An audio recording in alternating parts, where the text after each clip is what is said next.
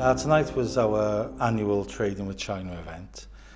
It's one of two countries, China and India, which we try and cover every year because they're the two real growth economies in the world at the moment. There's a huge amount of cultural difference between us and the Chinese, and as much as you read about it and people tell you about it, until you get out there and experience it, you can't really fully understand it until you've made a good go of it. Chinese is still the main language in the market, so it would be very useful to prepare bilingual material.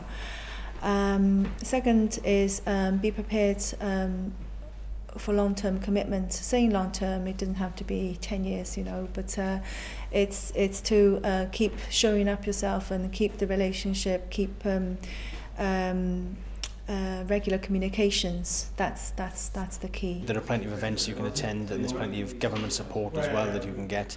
So it's really utilise every possible channel. Don't take the decision lightly, and do all the groundwork really. Welsh companies that have something special to offer, have something that's competitive in their field of expertise, there is definitely opportunity in China for them. Well, I think with Guanxi being one thing, which is building of networks, which we assume we do networking over here, but in China is a whole different thing. The face aspect of it as well, I think that's a big part of the cultural issue, where you have to not just be polite to people, but everyone's trying to please each other as well. I think that's an important thing. And the legal aspects of it as well, I think we put a great deal of stock into contracts, and that's just the very beginning phase for Chinese people. Really, the evening centred around some of the cultural issues, because China, probably more than many other countries, is a country with a lot of culture, and there are certain things you have to do, I think, if you're trading with China. You have to be aware of how to act, and you have to be aware of how to approach companies in China. I think that came through both in Shelley's presentation and in Gareth's presentation as well. Over the next 3 or 4 months, we're going to have various events. We're hoping to cover India, because we always have an annual India event as well.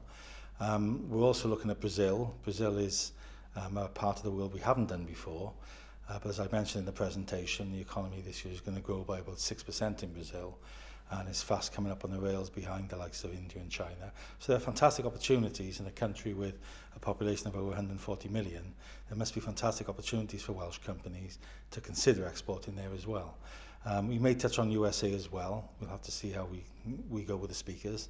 But we're also going to have a general export in the evening, when we'll be giving some hints and tips generally from people who've exported over the last few years. I think that's one thing that we really share, and a story the Chinese very much like to hear is we've both got this huge cultural reverence for dragons, so yes, the Year of a Dragon should be a good one.